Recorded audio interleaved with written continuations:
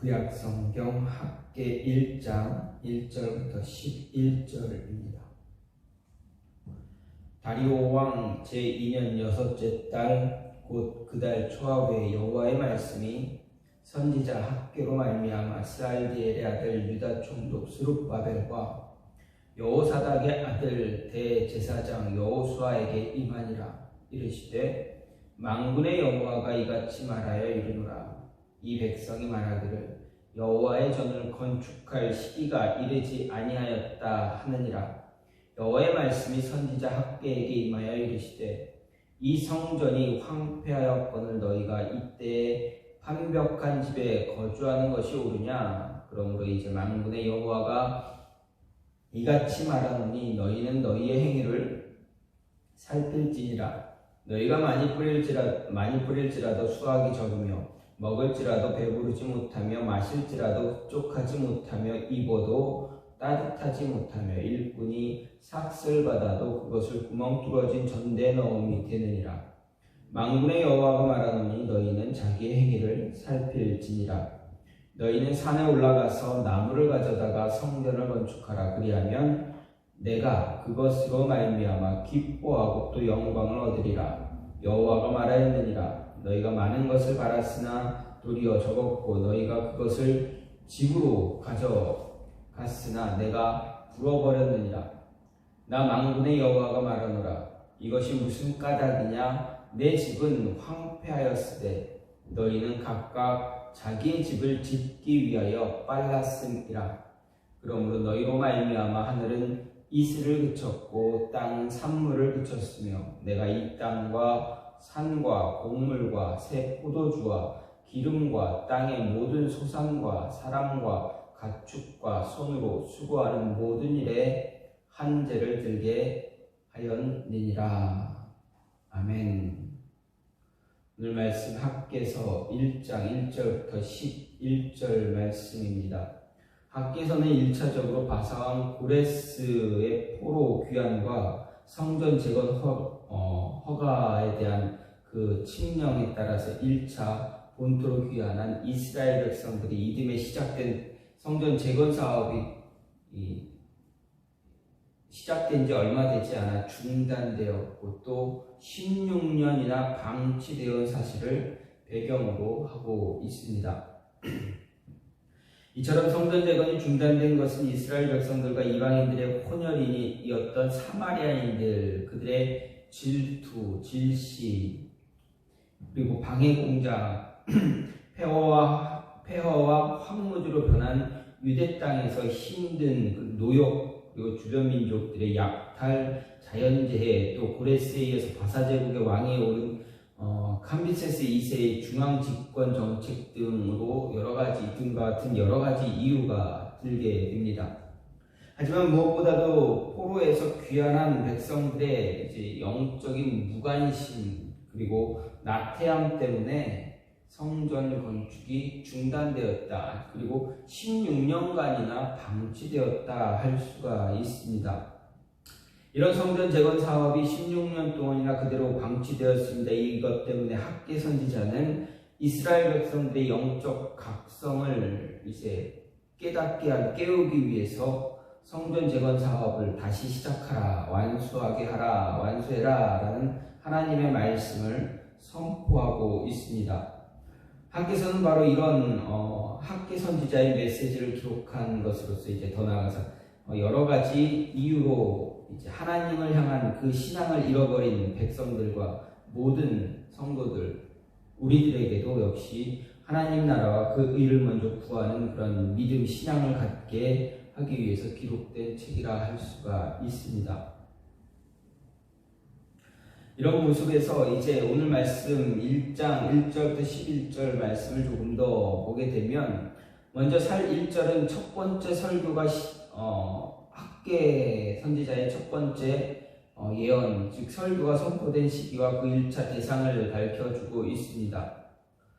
학개서는 4편의 학개 선지자의 설교로 이루어지지만 오늘 말씀은 첫 번째 설교와 같은 내용입니다. 오늘 말씀은 이제 다리오 왕 제2년 곧 BC 520년 6월 1일에 선포된 말씀으로 이때는 성전 재건 사업이 중단된 지 약 16년이 되는 그러한 해였습니다.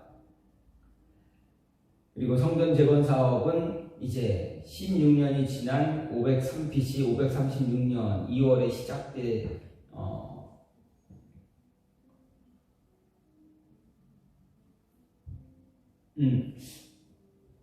성전 재건 사업은 BC 536년 2월에 시작돼서 이제 5월, 6월경에 중단되었고 이제 520년 6월 1일에 다시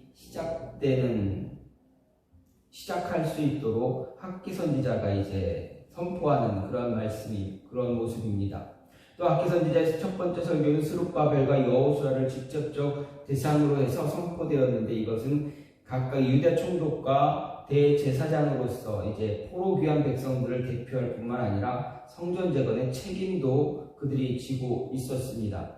특히 스룹바벨은 정치적인 지도자로 성전 건축에 대한 총괄적인 책임을 지고 있었고 또 제2성전이 스룹바벨 성전이라 불리게 된 것도 바로 이 때문입니다. 그는 유다 제19대 왕 여호야긴의 자손으로 다윗의 혈통을 이어받았고 여호수아는 예루살렘이 멸망할 당시 사로잡혀 하맛 땅에서 처형된 대제사장 스라야의 아들인 여호사닥의 아들입니다. 2절 말씀은 하나님께서 이스라엘 백성들이 성전 재건 사업을 미루는 현실을 이제 지적하는 내용입니다. 이스라엘 백성들이 성전을 건축할 시기가 아직 이르지 않았다라고 주장한 것은 아마도 예레미야에 의해서 예언된 70년의 포로 기간이 아직 끝나지 않았다고 생각했거나 아니면 성전 건축이 중단된 후 건축에 대한 바사왕의 재가가 나지 않았다라는 것이 그 표면적인 이유입니다. 하지만 실제적인 이유는 3절 이하의 내용을 통해서 확인할 수가 있습니다. 무슨 말씀입니까? 바로 자신들의 육신적인 안위만 추구하고 영적인 무관심과 나태에 빠졌던 이유, 그런 까닭에 이제 성전 재건에 대한 모습이 방치되고 있었다라는 것입니다. 따라서 하나님은 이 백성들은 하나님으로부터 이제 책망을 학계 선지자의 말씀을 통해서 이제 책망을 받게 되었습니다. 끝으로 3절부터 11절 말씀은 학계 선지자를 통해서 성전이 황폐한 채로 방치한 백성들의 영적인 무관심 그리고 나태함 이것을 이야기합니다. 그리고 그들의 피폐한 현실을 지적하고 성전 재건 사업을 다시 시작하라는 그런 내용입니다. 즉 하나님은 성전을 황폐한 채로 내버려두고 판벽한 집에 거하는 등 오로지 육신의 안위만을 추구하기에 여념이 없던 백성들에게 이제 그들에게 하나님의 저주, 하나님의 심판과 같은 것들을 보내주심으로 인해서 성전 재건 사업을 다시 시작할 것을 이야기하고 있습니다. 이런 모습에서 오늘 말씀은 성전 재건을 다시 시작할 수 있도록 이야기하는 선포하는 학계 선지자의 이야기를 통해서 그 말씀을 통해서 우리가 생각해 볼 수 있는 것은 우리가 어떤 일을 진행하거나 어떤 계획을 가지고 일을 시작했을 때 어떤 모습 때문에 어떤 이유로든 잠시 중단이 되어질 수 있습니다. 멈춰질 수가 있습니다. 그럼 그 멈춰진 일이나 계획들을 다시 시작할 때 어떻게 해야 그 일들을 다시 시작할 수 있는가? 이 모습을 생각해 볼 수가 있습니다. 먼저 내 게으름이나 나태함, 안주하려는 그러한 모습들, 그런 것과 같은 나쁜 습관들을 이겨내야, 제거해야 다시 멈춰졌던 일들을 다시 시작할 수 있다라는 이야기입니다. 2절 말씀을 보면 하나님은 학계 선지자를 통해서 스룹바벨과 여호수아 두 지도자들에게 성전 재건과 관련해서 백성들의 부정적인 태도에 관해 이야기합니다. 당시 백성들은 하나님의 성전 재건 사업이 무려 16년이나 중단되어 있었음에도 불구하고 아직 재건의 때가 이르지 않았다 생각을 합니다. 그 시기를 마냥 미루고 있다는 것을 볼 수가 있습니다. 언젠가 때가 이를 것이라는 생각은 있을지 모르지만 지금 그들은 그저 자기들의 일에 열심일 뿐이었습니다. 그리고 그렇게 살아온 것이 벌써 16년이 지나 버렸습니다. 그럼에도 아직도 하나님의 일을 할 때가 이르지 않았다, 이렇게 생각합니다. 아직이다, 아직 이렇게 이야기하고 그렇게 생각하고 있습니다. 이렇게 돌아온 백성들의 성전 재건을 미루게 된 나름의 이유는 여전히 바사의 속국, 바사의 그런 포로로 남아 있었기 때문에 그렇습니다. 아직 나라의 조직을 갖추지 못했고 군사적으로나 정치적으로 불안정한 상태에 있었기 때문에 그렇습니다. 그렇기 때문에 인근 대적자들의 방해는 그들에게 큰 위협이 되었습니다. 또 황폐해지고 아무것도 남아있지 않은 예루살렘의 경제적인 상황도 그들이 안고 있고 해결해야 할 큰 문제점이다라고 할 수 있습니다.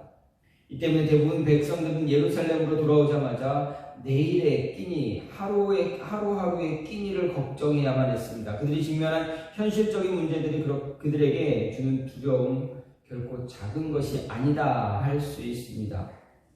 그래서 그들은 하나님이 명하신 일, 그들이 반드시 이루어야 할 사명을 하루 이틀, 차일피일 미루기 시작한 것입니다. 또 시간이 지나면서 차츰 그들의 열심은 사라져버렸고 이제 하나님의 일이 아닌 자신들의 일에만 몰두하는, 자신들의 일에만 열심을 내고 살아가는 그런 모습이 되었습니다. 그리고 그렇게 성전 재건이 중단되고 방치되기를 16년이 다 되었습니다. 오직 육신의 일을 도모하면서 성전 재건에 대해서는 아직 아니다, 이렇게 말합니다. 하나님의 일을 뜨거운 열심을 내었던 그들이라 할지라도 시간이 지남에 따라서 이제 자신의 일만 돌아보는 사람이 되어버렸습니다. 하지만 하나님의 일은 내일로 다음으로 미룰 수 있는 것이 아니다라는 이야기입니다. 하나님의 명령, 하나님의 말씀은 항상 즉각적으로 순종해야만 하는 일이고 가장 우선적으로 행해야 될 일들이 바로 우리에게 주어진 하나님의 일입니다. 따라서 하나님의 일은 언제나 그 즉시 시작해야 합니다. 하나님께서 우리에게 사명을 주신 그 순간 순종하고 결심하고 결행해야 하는 것입니다. 그렇지 않고 그 일을 행하는 데 있어서 장애가 되는 것, 방해가 되는 것들을 우려하고 자신의 일만 마음에 둔다면 그에게 하나님의 명령은 항상 아직일 뿐입니다. 결코 하나님의 명령에 순종할 수 없는 그러한 자가 되어버립니다. 우리가 하나님의 자녀로 부름받은 이유, 그것은 하나님의 일에 열심을 내도록 하기 위함입니다. 거룩한 삶에 힘쓰고 하나님 말씀을 깨닫고 하나님의 뜻을 준행하는 삶, 하나님의 말씀과 뜻을 전하도록 하는 삶, 그런 삶을 살기 위해서 우리를 하나님의 자녀로 부르셨습니다. 따라서 우리는 하나님께서 우리를 택하시고 우리에게 주신 사명에 최선을 다하고 그것을 지금 우리가 서 있는 삶의 자리에서 힘써 감당해야 한다라고 할 수 있습니다. 이번 일이 잘 마무리되면, 좀 더 나이가 들면, 그래서 때가 이르면 하나님의 뜻을 따르고 하나님의 일에 열심히 내겠다, 이런 생각하지 말아야 합니다. 그렇게 생각하는 이들은 이를 현실 상황으로 말미암아 불가피한 선택이라 혹은 순종의 유고라고 합리화시키게 됩니다. 하지만 현실에 타협하고자 불순종을 택하는 것이나 다름없는 그런 모습입니다. 이것을 잘 생각하고 명심해서 하나님이 말씀하신 것, 명하신 것이 있다면 지금 그리고 즉시 무엇보다 우선해서 행하고 이루어 나가야만 합니다. 게으름이나 나태함, 이런 모습은, 또 안주하려는 나쁜 삶의 자세는, 그런 습관은 우리로 하여금 하나님의 일을 하지 못하게 합니다. 중단된, 잠시 멈췄던 그 계획을 이루지 못하도록 하게 합니다. 이런 모습들, 이런 습관들 이겨내야 합니다. 그래야 아직이 아니라 지금이라 생각하고 말하며 행동할 수 있게 됩니다. 지금 우리는 멈춰있던 우리에게 주신 그 계획들, 그 일들을 다시 실행할 수 있는 모습을 가져야 합니다. 또 한 가지는 조건 따지지 말아야 합니다.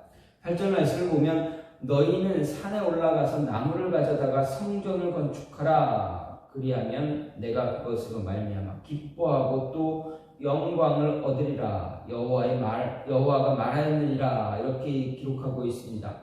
이 8절은 하나님은 포로 귀한 백성들을 향해서 다시 성전 건축을 재개할 것을 요구하고 있는 말씀입니다. 그런데 8절을 좀 잘 보게 되면 하나님은 포로 귀한 백성들에게 무엇으로 성전을 재건해야 할지 가르쳐주고 있습니다. 하나님은 자신의 집을 세우는 데 있어서 당시 최고급 건축 자재라 할 수 있는 레바논의 백향목을 가져다가 성전을 지으라 말씀하지 않으셨습니다. 놀랍게도 하나님은 너희는 산에 올라가서 나무를 가져다가 성전을 건축하라 하셨습니다. 그러면 내가 그것으로 말미암아 기뻐하고 또 영광을 얻을 것이다 말씀하셨습니다. 과거 솔로몬이 지은 첫 번째 성전은 나무 중 가장 좋은 나무로 여겨진 레바논의 백향목으로 지어졌습니다. 솔로몬 당시 이스라엘은 애굽과 어깨를 나란히 할 수 있을 정도로 강했고 또 경제적인 상황이 경제적으로 감당할 수 있었기에 솔로몬은 두로 왕과 협약을 체결하고 레바논의 백향목을 가져다가 성전을 건축했습니다. 뿐만 아니라 예루살렘 성전은 온통 금으로 내부가 치장되었습니다. 솔로몬이 지은 제1성전은 지극히 화려하고 아름다웠습니다. 하나님은 그런 성전을 매우 기쁘게 여기셨습니다. 바벨론 포로에서 귀환한 그 백성들이 성전 건축의 시기상조를 주장한 것도 바로 이 첫 번째 솔로몬의 성전의 화려함 때문이었습니다. 그 화려함을 알고 있었기 때문에 귀환한 백성들은 자신들의 처지와 형편으로 첫 번째 성전과 같은 그런 성전 도저히 건축할 수 없을 것이라 생각했습니다. 그래서 그 성전 건축의 일을 차일피일 하루 이틀 미루고 결국에는 포기하기까지 한 것입니다. 그런데 하나님은 이들에게 무엇라 이야기합니까? 첫 번째 성전 때와 마찬가지로 백향목 가져다가 성전 건축하라 명령하지 않았습니다. 하나님은 그저 산에 올라가서 나무를 가져다가 성전을 건축하라고 하셨고 그러면 내가 기뻐하고 영광을 얻을 것이다 말씀하셨습니다. 예루살렘 주변의 산들은 백향목처럼 훌륭한 나무는 없었지만 각종 나무들이 있었고 그리고 70년 가까이 방치되어 있었기 때문에 나무들은 더 무성하게 우거져 있었을 것입니다. 하나님은 그런 나무를 가져다가 성전을 지으라 말씀하셨습니다. 즉 하나님은 포로에서 귀환한 백성들에게 그들이 마음만 먹으면 할 수 있는 일을 요구하신 것입니다. 마음만 먹으면 할 수 있는, 그래서 더 조건 따지지 않고 미루지 말고 지금 하라고 말씀하고 계신 것입니다. 분명 그렇게 지어질 성전은 솔로몬 성전에 비하면 심히 초라할 것이었지만 하나님은 그런 성전도 만족하시고 기뻐하시고 그것에서 영광 받으시겠다라고 하셨습니다. 하나님께서 자기 백성들에게 진정으로 요구하는 것 무엇입니까? 결코 물질적인 것, 화려한 것이 아니었습니다. 그들의 정성어린 마음이었습니다. 하나님은 자기 백성들이 자신에게 드리는 것이 초라하고 보잘것없어 보여도 거기에 그들의 정성어린 마음이 담겨 있으면 그것으로 기뻐하시고 영광을 얻으시는 그런 분입니다. 하나님이 원하는 것은 건축할 자재의 질을 원하는 것이 아니라 변명이나 나중이 아닌 지금이라는 마음가짐이었습니다. 하나님은 자기 백성의 형편과 처지를 고려하지 않고 무조건 좋은 것만 요구하시는 그런 분이 아닙니다. 하나님 자기 백성의 형편과 처지를 먼저 생각하셨기 때문에 백성들이 하나님께 희생제물을 드릴 때 형편에 따라 드리도록 제도도 만들어 주셨습니다. 없는 데서 취하는 그런 분이 아님을 우리에게 이야기합니다. 그래서 성경은 고린도후서 8장에서는 할 마음만 있으면 있는 대로 받으실 터이요 없는 것을 받지 아니하신다라고 이야기했고 예수님은 한 가구가 구차한 중에도 드린 2렙돈을 더 크게 기뻐하셨다라고 말씀하셨습니다. 하나님은 화려한 예배당이나 값비싼 예물을 자기 백성들에게 요구하지 않고 백성들의 그 마음, 진심을 담은 그 마음, 그들이 자기의 처지와 형편에 할 수 있는 최선을 요구하고 계신다라는 것입니다. 성전 건축을 재개하기 위해서 하나님은 조건 따지지 않으셨습니다. 그저 나중으로 미루는 것이 아니라 지금 최선을 다해서 맡겨진 일을 하기를 원하셨습니다. 그렇기에 우리에게 맡겨진 일이 잠시 중단되는 일이나 멈춰진 그런 모습들이 있다면 조건 따지지 말고 질 따지지 말고 우리가 할 수 있는 것 지금 해야 한다라는 것입니다. 이것저것 따지는 그런 모습 갖지 말아야 합니다. 우리 머리로 이것저것 계산하며 저울질하지 말아야 합니다. 하나님의 말씀이 임하면 그저 따라 행하면 됩니다. 조건 따지지 말고 변명하지 말고 줄다리기 하지 말고 계산하지 말고 그냥 하기를 원하신다라는 것. 그 행동을 통해서 하나님은 기뻐하시고 영광 받으신다. 그리고 나머지는 하나님이 행하신다라는 말씀입니다. 마지막으로 큰 것을 위해서 작은 것이나 사소한 것을 포기할 줄도 알아야 합니다. 우리에게 맡겨주신 일들을 잘 감당하기 위해서 혹시라도 어떤 일이 있어서 이유가 있어서 멈춰진 것들이 있다면 그것을 다시 완성하기 위해서는 큰 것을 위해서 작은 것이나 사소한 것을 포기할 줄 알아야 한다 말씀하십니다. 11절 말씀을 보면 내가 이 땅과 산과 곡물과 새 포도주와 기름과 땅의 모든 소산과 사람과 가축과 손으로 수고하는 모든 일에 한제를 열게 하였느니라 이렇게 이야기합니다. 이 11절에서 하나님은 당시 이스라엘 백성들이 당하던 재난이 직접적으로 하나님 자신으로부터 시작되었다, 비롯된 심판이다라고 분명하게 이야기해주고 있습니다. 그 가운데 서두에 나온 부분은 문자적으로 그리고 내가 기근을 불렀다라는 의미가 됩니다. 즉 하나님께서 자신의 권위로 기근을 불러오셨다라는 사실입니다. 특히 한제라는 말은 바짝 마른 상태를 나타내는 그런 단어의 어원에서 유래되었습니다. 그래서 뜨거운 열기, 이글거리는 태양열, 황무한 상태, 가뭄 등을 의미하는 단어가 되어집니다. 즉 비가 오랫동안 내리지 않고 낮에 뜨거운 태양만 땅을 달군다면 그 결과는 뻔하게 됩니다. 땅은 마를 대로 마르고 기근이 찾아오게 됩니다. 아마도 과거 엘리야 선지자가 일할 그 당시 북이스라엘에 일어난 그 기근과 같은 재앙입니다. 아합 왕의 그 악한 행동으로 말미암아 하나님께서 북이스라엘 심판하실 때 3년 반 동안 기근을 주셨습니다.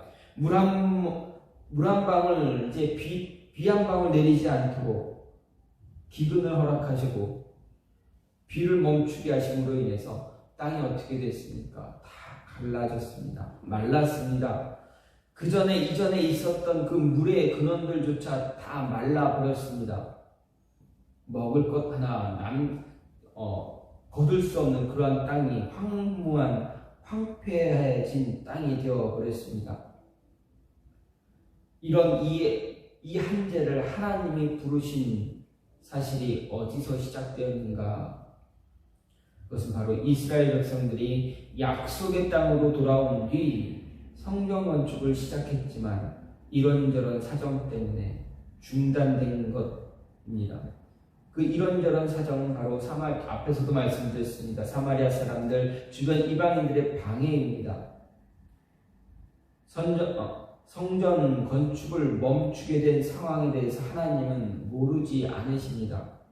그럼에도 말씀을 보면 충분히 그들이 다시 성전 건축을 위해 열심을 낼 수 있었고 다 할 수 있었다라는 증거 너무 많습니다. 그럼에도 그들은 하지 않았습니다. 그러기에 하나님께서 그들에게 이런 재앙을 주신 것입니다.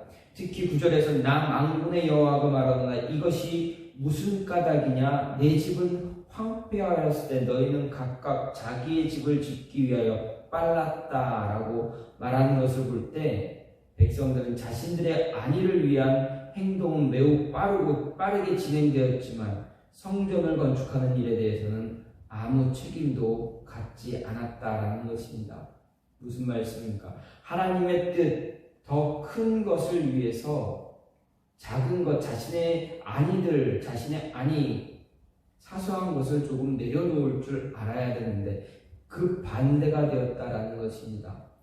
작은 것, 사소한 것을 붙잡기 위해서 더 큰 것을 버려두는 그러한 모습입니다.